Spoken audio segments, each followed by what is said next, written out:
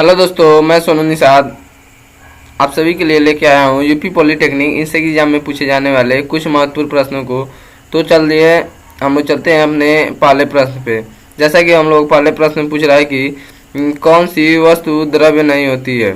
जैसा कि हम लोग जानते हैं कि जो वस्तु स्थान घेरता है जिसमें कुछ भार होता है वह द्रव्य कहलाता है। जैसा कि हम लोग का कोयला एक द्रव्य वस्तु है, लकड़ी भी एक द्रव्य वस्तु है, कापर भी एक द्रव्य वस्तु है, जबकि प्रकाश जो होती है वह किरण के रूप में होती है, चलती है। इसका कोई भार नहीं होता है, न ही यह स्थान घेरती है, इसलिए यह एक द्रव्य वस्तु नहीं है। तो ऑप्शन नंबर हम लोग का बी सही हो जाएगा। जैसा कि पूछ रहा है कि कौन सी वस्तु द्रव्य नहीं है, तो ऑप्शन नंबर बी हम लोग का प्रकाश सही होगा। दूसरे प्रश्न में पूछ रहा है कि m ग्राम द्रव्यमान के लुप्त होने पर उत्पन्न ऊर्जा होगी।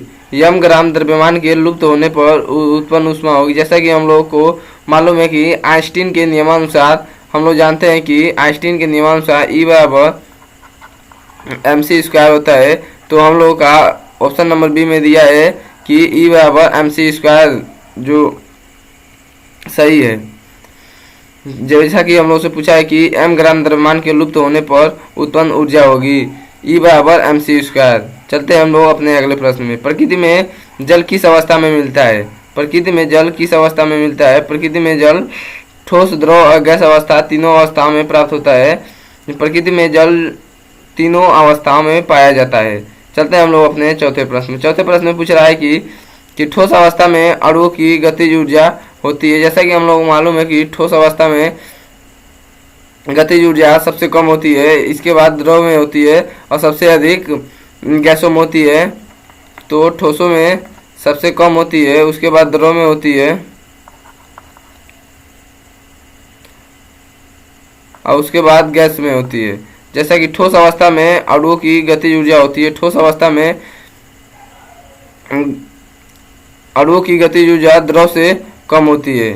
तो ऑप्शन नंबर डी हम लोग का सही होगा, द्रव के अणुओं से कम होती है। ठोस अवस्था में अणु गतिज ऊर्जा द्रव के अणु से कम होती है। चलते हैं हम लोग अपने पांचवें प्रश्न में। पांचवें प्रश्न में पूछ रहा है हम लोग से अंतरा आणविक बल अधिक होता है। जैसा कि हम लोग को मालूम है कि अंतरा आणविक बल ठोस में सबसे अधिक होता है, उसके बाद द्रव में होता है और सबसे लास्ट में गैस में होता है। गैस में नाम मात्र का होता है। चलते हैं हम लोग अपने छठे प्रश्न में। छठे प्रश्न में पूछ रहा है कि जिस ताप पर द्रव का वाष्प दाब वायुमंडलीय दाब के बराबर हो जाता है उस ताप को कहते हैं। जैसा कि हम लोगों को मालूम है कि जिस ताप पर द्रव का वाष्प दाब वायुमंडलीय दाब के बराबर हो जाता है उसे हम लोग क्वथनांक कहते हैं। चलते हैं हम लोग अपने अगले प्रश्न पे।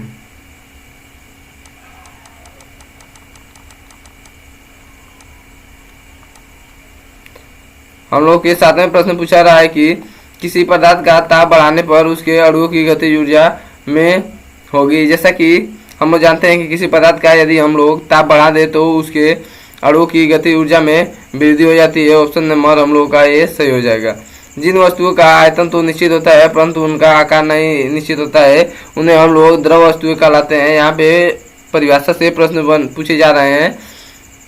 जैसा कि हम लोग जानते हैं कि द्रव का जो आयतन तो निश्चित होता है परंतु आकार नहीं निश्चित होता है, जिसे उसको यदि हम द्रव को किसी भी बर्तन में रखते हैं वह उसी का आकार ले लेता है। चलते हैं हम लोग अपने नौवें प्रश्न में। नौवें प्रश्न में पूछ रहा है कि अंतरा आणविक बल नगण्य होता है। जैसा कि हम लोगों ने इसके पहले देखा है कि ठोसों में अंतरा आणविक बल सबसे अधिक होता है, उसके बाद द्रव में होता है और गैस में सबसे कम मात्रा में होता है, यानी कि नगण्य होता है। तो ऑप्शन नंबर सी हम लोग का सही हो जाएगा।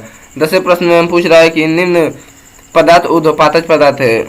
हम लोग जैसा जानते हैं कि ऊर्ध्वपातज पदार्थ वे पदार्थ होते हैं जो कि सीधे ठोस अवस्था से गैस अवस्था में परिवर्तित हो जाते हैं, जो कि हम लोग का ऑप्शन नंबर बी नौसादर एक ऊर्ध्वपातज पदार्थ है।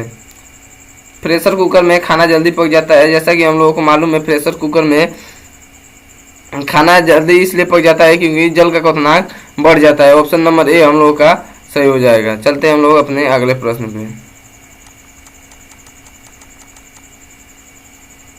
12वें प्रश्न पूछ रहा है कि किसी द्रव की वह अवस्था है जिसका गैस द्रव की वह अवस्था है जिसका न तो आयतन निश्चित होता है न ही आकार आयतन निश्चित होता है।